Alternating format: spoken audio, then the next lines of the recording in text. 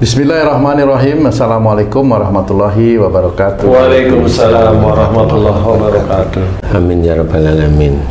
Jadi kita hidup di dunia ini memang harus mengerjakan apa yang ada di dunia. Betul ya. Mengerjakan apa yang ada di dunia. Umpamanya seorang ibu, dia hamil, dia harus merawat anaknya, itu harus dikerjakan. Anaknya lahir, dia harus menyusui, itu harus dikerjakan. Anaknya mulai besar, dia beri pendidikan, ya boleh pendidikan, dididik sendiri boleh, dididik sama orang lain yang boleh, intinya pendidikan yang baik ya, baik dulu. Nah, ini hal yang memang harus dikerjakan di dunia. Standar kebutuhan hidup lah gitu. Standar kebutuhan hidup normal. Normal ya. Betul. Nah, semua ini harus kita kerjakan. Itu sebenarnya semata-mata karena Allah Ta'ala. Walaupun seorang ibu dia mau nyusui, walaupun nyusui itu baik, tapi pakailah dengan asma Allah, Bismillah. Kan gitu ya, Bismillah, Bismillahirrahmanirrahim. Nah, itu akan lebih baik lagi, dan itu insya Allah akan menjadi amal soleh. Nah, seperti itu, mamanya ibu, bapak mengantar anaknya sekolah, berdoa. Mudah-mudahan anaknya menjadi soleh atau solehah, cukup itu aja. Kalau nanti dimohonkan agar anak itu pintar, biasanya soleh atau solehah itu lupa. Rata-rata orang itu lupa yang seperti itu. Dianggap soleh ataupun solehah nggak ada kaitannya sama kepintaran ya? Iya. Nggak ada itu. Padahal yang namanya pintar itu udah haknya Allah Ta'ala aja. Gimana itu maksudnya haknya Allah Pak? Ya haknya Allah itu, dia dididik atau tidak dididik itu Allah akan memberikan kepintaran masing-masing.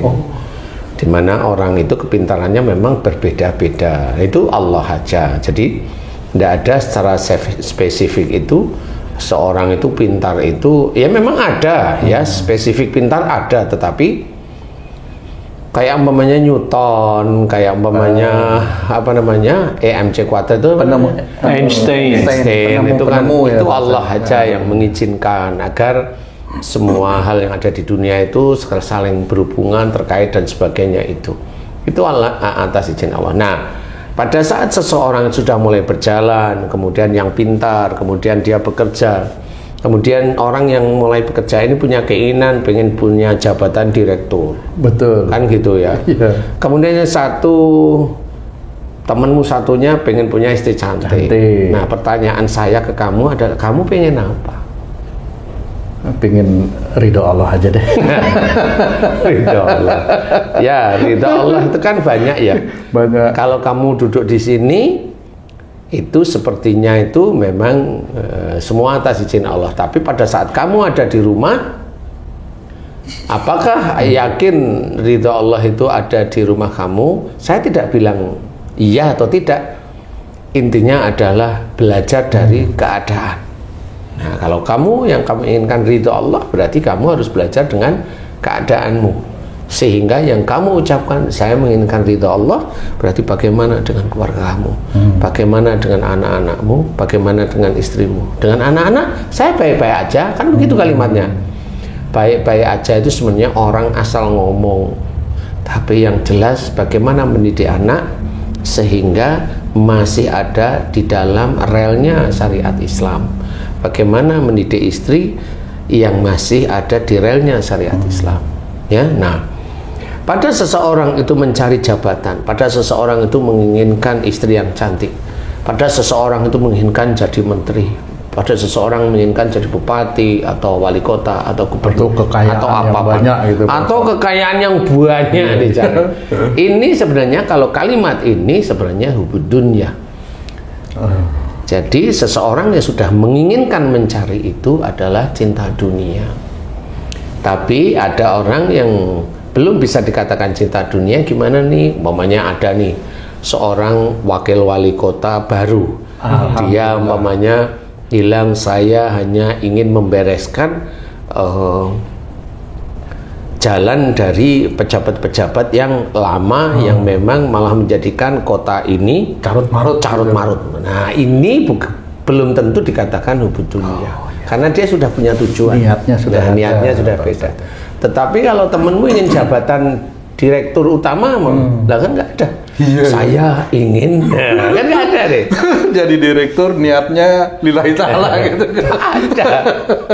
Nah ini tetap itu dikatakan hubud dunya. Oh gitu ya. Jadi harus berhati-hati kalau tujuannya hanya jabatan atau harta, itu hati-hatinya adalah belum tentu kamu itu diberi beneran itu mampu. Kita harus berhati-hati dengan dunia yang kita cari. Kalau Allah itu menceritakan dalam surat Al-Isra ayat 18 itu bahwa kalau seseorang itu menginginkan dunianya atau sekarang itu akan diberi oleh Allah Ta'ala yang dikehendaki bagi orang yang dikehendaki, tapi nanti di akhirat akan dimasukkan ke dalam neraka. Nah, Allah memang tidak menyuruh orang itu untuk jangan minta dunia Anda, tapi dikasih jalannya, dikasih urutannya agar orang itu mau berpikir. Nah, kenapa? Agar orang itu paham bahwa dunia ini melenakan sebenarnya. Dikasih nanti lena, dikasih mamanya dia berdoa minta kepada Allah Ta'ala, kemudian oleh Allah Ta'ala dikasih. Allah mengasih ini sebenarnya juga dilihat dia berdoa. Nanti saya akan nyumbang, nanti akan saya sedekah, saya akan banyak sedekah. Nah itu nanti dikunci banyak sedekahnya. Nanti saya akan menegakkan agamamu ya Allah. Nanti dilihat kalimat demi kalimat itu. Nah itu biasanya orang nggak mampu karena dia udah bersumpah di hadapan Allah yang dia sendiri itu untuk diri sendiri ini aja dia itu sumpahnya belum tentu dijalani, apalagi di hadapan Allah. Jadi dia itu sebenarnya merayu Allah tapi dia dolim untuk dirinya sendiri. Betul. Jadi orang itu relatif tidak kuat. Kalau ada orang menginginkan harta, biasanya imannya itu lemah. Orang kalau sudah menginginkan harta, imannya lemah. Insya Allah seperti itu. Karena apa? Ya kan? Insya Allah. Karena kalau imannya kuat, dia akan takut ayat yang tadi Al-Isra 18. Dia akan berpikir, gimana caranya ya? Saya memang membutuhkan harta, tetapi kalau saya itu menginginkan dengan minta pada Allah Ta'ala, nanti besok masuk neraka. Bagaimana caranya? Nah, akhirnya dia oke, saya serahkan aja sama Allah Ta'ala, yang penting saya ikhtiar. Jadi ikhtiar inilah dilakukan setiap saatnya niatkan karena Allah Ta'ala. Jadi kalau niatnya ikhtiar tersebut karena Allah Ta'ala, mudah-mudahan harta yang diberikan oleh Allah Ta'ala bersih, halal, thayyib. Nah insya Allah mudah-mudahan berkah, kan begitu yang dicari. Nah bagi orang-orang yang meminta dunia itu dia sudah nggak kuat imannya. Dia sudah capek untuk melarat, dia sudah capek untuk fana harta lah. Jadi kita harus memahami, belajar hati-hati, meminta itu belajar hati-hati. Kalau umpamanya kepepet boleh sih, kalau memang memohon, mohonlah yang normal. Ya Allah, aku lagi tidak nyaman dengan harta, aku makan menipis, aku mohon kepadamu ya Allah, tuntun, beri petunjuk aku untuk mendapatkan harta-harta yang halal, yang thayyib, yang cukuplah untuk kehidupanku sehari-hari. Amin. Dan mudah-mudahan dengan kecukupan harta tersebut bisa menjadikan kuatnya imanku dan ketakwaanku kepadamu. Amin ya rabbal alamin. Boleh, tapi ingat ya, jadikan kuat sama iman sama ketakwaan kepada Allah Ta'ala. Jadi jangan hanya cuma minta harta saja, tetapi kalau harta itu digelontorkan doa itu setiap saat, berarti orang yang imannya luntur, dia sudah, dia ada keinginan kuat. Nah, itulah nafsu. Itu nafsu, apapun yang dikerjakan kalau bentukannya kuat seperti itu nafsu. Jadi dia nanti biasanya nggak akan bisa, nggak akan kuat. Nah di titik inilah kita harus belajar apa yang kita inginkan dari dunia. Apa saja. Keinginan punya mobil, hartanya belum ada tapi keinginan megang mobil itu, kemudian dibaca-bacain. Pengen punya rumah bagus, ada rumah bagus dipegang. Maksudnya dibaca-bacain apa? Nah ya udah dibaca-bacain. Nah itu yang ngapain kan gitu ya. Kalau itu doa mana? Bacaan itu ada nggak doanya di titik itu? Kan gitu, berarti itu ada nafsu. Nah tapi bagi seseorang yang dia dalam berikhtiar itu serahkan sama Allah Ta'ala, dia senantiasa ingat. Jadi bahwa kita sebagai seorang Islam, selesai kita itu sholat, disuruh oleh Allah Ta'ala bertebaran di muka bumi untuk mencari rezeki Allah. Jadi pada saat kita itu faham tentang itu, oh berarti kita memang tahu ayatnya, ya sudah, bertebaran di muka bumi untuk mencari rezeki Allah. Carilah terus-terus rezeki yang halal dan thayyib. Persoalan nanti Allah itu mau memberikan pas, cukup sekali, banyak, itu Allah, bukan kita yang menginginkan, tapi Allah. Nah, dengan seperti itu, kalau Allah yang memberikan, kita ngerti semua kebaikan, semua nikmat itu dari sisi Allah Ta'ala. Jadi walaupun rizki itu besar, tapi kita nggak merasa punya rizki besar. Ya ada, kita tahu ini rizki, ya tahu ini besar, tapi tidak merasa kita besar. Sehingga pada saat dititipi rizki yang besar itu, tidak ada keinginan untuk pamer, tidak ada keinginan untuk ujub, ria umpamanya, bangga, bahkan sombong, enggak. Nah, di titik itulah iman seseorang itu tertata. Wajar kalau Allah itu menitipkan rizki yang cukup besar, itu wajar.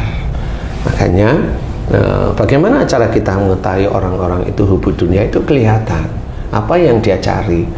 Kita bisa berpikir kok tentang pola berpikir mereka masing-masing, sehingga kita tahu, oh dia hubud dunia, saya belajar tidak.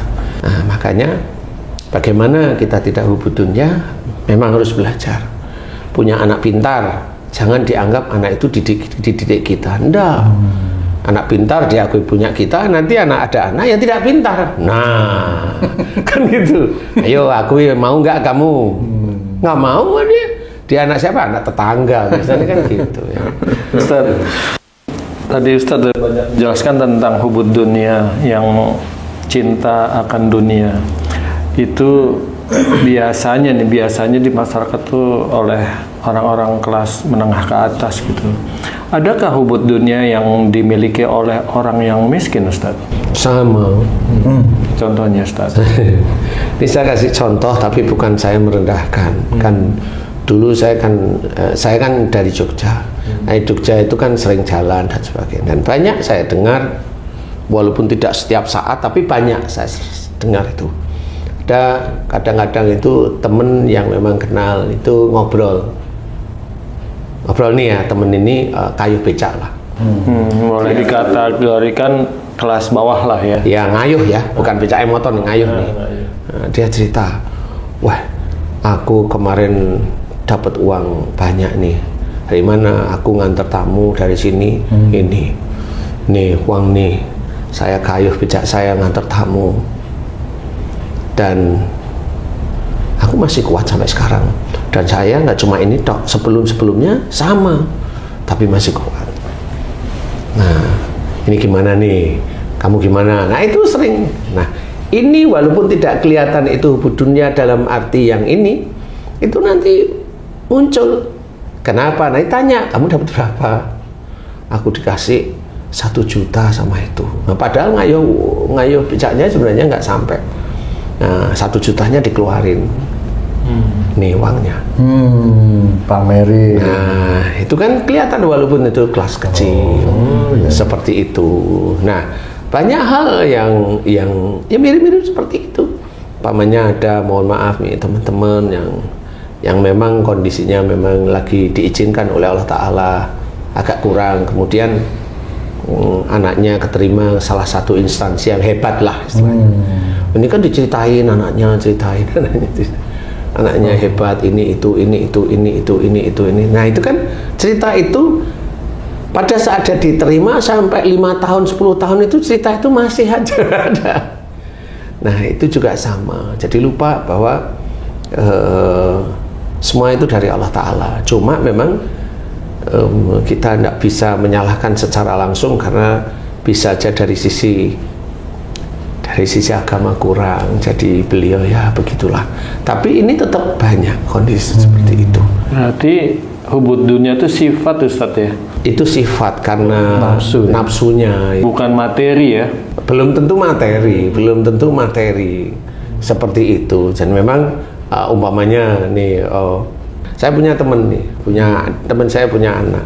Dia cerita, wah anak saya kemarin dikeroyok 4 itu semuanya jatuh semua.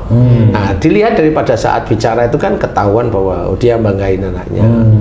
Seperti itu. Kemudian dia cerita yang dulu itu anak saya yang itu ini yang dulu ini. Nah, itu juga banyak kasus yang seperti itu. Jadi enggak cuma dimiliki kelas atas karena jabatan, karena harta yang banyak, enggak. Kelas bawah pun sama. Jadi bagaimana caranya kita? Cuma memang yang kelas bawah itu tidak terlalu inilah ya, tampak gitu, tampak karena kita melihatnya kan agak kasihan sehingga nggak terlalu tampak. Tapi yang tampak itu kan yang di berita itu kan yang begitu-begitu. Jadi ya seperti itulah istilahnya. Jadi kayak Hubudunnya sama, kalau dia itu sering muncul di TikTok, sering muncul di YouTube, sering muncul di TV, dekat orang-orang yang terkenal namanya. Nah, dia itu dengan tidak sengaja memunculkan hubungannya dia sendiri, cinta dunianya itu dengan ngomongnya ngawur, kacau, merasa dirinya dibutuhkan oleh orang lain. Kan seperti itu kan hubungannya juga sama. Nah, di titik ini kita tidak bisa melihat apakah hubungannya itu ada di orang menengah atas atau bawah, semuanya sama. Berarti cinta dunia itu mencintai segala sesuatu yang tidak membawa ke akhirat yang baik ya, Ustaz ya? Iya, jadi cinta dunia itu beda dengan cinta kepada Allah Ta'ala. Jadi kalau cinta kepada Allah Ta'ala, dunia itu dia biasa. Dia punya istri, ya alhamdulillah disyukuri, biasa aja. Mau istri yang baik, cantik, dia syukuri, nggak perlu dibangga-banggain. Atau istri yang memang dia punya biasa-biasa aja, ya biasa, dia tetap syukuri. Atau yang memang istri yang tidak biasa, dia tetap syukuri. Tidak ada yang hebat, semuanya ditujukan kepada Allah Ta'ala. Nah, di titik-titik itu kan kita harus memahami bahwa itulah yang namanya cinta Allah daripada cinta istri. Kalau cinta istri kan ketahuan setiap harinya ngomongnya bagaimana, itu kan ketahuan. Ini sama istrinya kayaknya cinta banget ini, jadi saya sudah kelihatan dari sisi cara bicara dan sebagainya, sehingga cinta kepada Allah Ta'alanya itu relatif agak kurang. Saking cinta sama istri salah juga disenengin aja gitu ya. Senengin aja, iya benar itu, benar. Makanya di situ hubungannya itu di situ. Gitu ya. Kalau memang istri salah ya dinasihatin, kalau suami salah ya ditegur baik-baik, kan seperti itu. Kalau anak salah ya tegur baik-baik. Kalau salahnya itu mirip seperti kita orang tuanya, ya kita yang berubah. Kalau anak itu kan anak kita, nggak mungkin keluar dari genetik kita, kan seperti itu. Ya harus ditegur baik-baik, anaknya diajari. Kemudian kita juga berubah, tidak seperti itu lagi, kan harus ada cara untuk menyayangi. Itulah kalau memang ada seseorang seperti itu, ini dia cinta pada Allah Ta'ala. Dia tahu anaknya salah, dia tegur baik-baik, dan dia tahu salahnya anaknya itu seperti saya, dan dia mohon ampun kepada Allah Ta'ala. Dia lakukan itu, itulah namanya cinta kepada Allah, cinta kepada Rasulullah. Sebaliknya anak salah didukung cinta dunia itu ya. Cinta dunia itu namanya, kan gitu ya. Nah, itu kebalikannya. Nah, itu cinta dunia apapun bentuknya, membanggakan sesuatu di dunia yang sebenarnya unsurnya adalah bangga, bukan unsurnya adalah Allah. Nah, itu termasuk hubungannya apapun bentuknya. Pak Ustadz, itu kan tadi Pak Ustadz bilang banyak-banyaklah mengingat Allah agar beruntung, kan gitu Pak Ustadz. Apakah keuntungan pertama itu kuatnya iman Pak Ustadz? Beruntung itu sebenarnya tujuannya adalah akhirat. Oh, di akhirat. Iya, beruntung itu tujuannya adalah akhirat, bahwa besok di akhirat itu beruntung. Kalau di dunia itu senantiasa ingat kepada Allah. Perilakunya perilaku kita contoh Rasulullah. Kemudian ibadahnya kita mencontoh sunnah Rasul. Nah, seperti yang lain-lain kita kerjakan, terus kita kerjakan, dan itu ada tuntunannya, ya, kerjakan semata-mata karena Allah Ta'ala. Dan itu benar-benar namanya zikrullah. Nah, itu dikerjakan. Itu kan nggak bisa dikatakan habis itu untung, kan nggak ada. Betul. Keuntungan dalam mengerjakan yang dekat kepada Allah Ta'ala, yang bentuknya itu harta, itu kan nggak kelihatan. Nggak tahu gitu. Kan gitu ya, nggak tahu gitu loh. Nah, tapi kalau Allah bilang agar kamu beruntung itu berarti ini nanti di akhirat. Nah, akhiratnya apa? Insya Allah itu dimasukkan dalam surga. Makanya ingat kepada Allah Ta'ala itu dari sebagian teman-teman dan saudara kita itu dengan zikrullah, zikir ya, boleh, nggak ada masalah itu. Memuji. Ya, memuji Allah. Nah, bagi teman yang sudah mulai paham, zikrullah itu ingat kepada Allah Ta'ala dengan mengerjakan amalan-amalan dari apa, namanya dilarang untuk gibah ya jangan gibah, dilarang untuk tidak suuzon ya, dilarang untuk suuzon ya kita tidak suuzon. Kemudian kita dilarang untuk berkata kasar ya nggak berkata kasar. Kenapa kamu seperti itu dimaki-maki? Sebenarnya kamu itu kan mampu. Kenapa kamu nggak lawan? Karena Allah aja sayang. Karena dia hanya maki-maki, nggak mungkin mukul. Insya Allah ya saya diam aja. Kalau dia mukul, kan insya Allah saya bales lah. Paling tidak kalau dia mukul saya menghindar. Kalau dia mukulnya sekali, dia diem ya sudah saya nggak mukul. Kan begitu aja.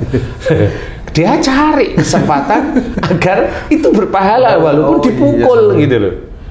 Padahal orang yang memukul orang lain tanpa sebab, hanya nafsunya ingin mukul, hanya nafsunya karena dia ingin dilihat oleh orang lain itu disegani, biar kelihatan ini, kelihatan itu. Orang yang memukul orang lain sama itu besok amal solehnya nol juga itu di akhirat.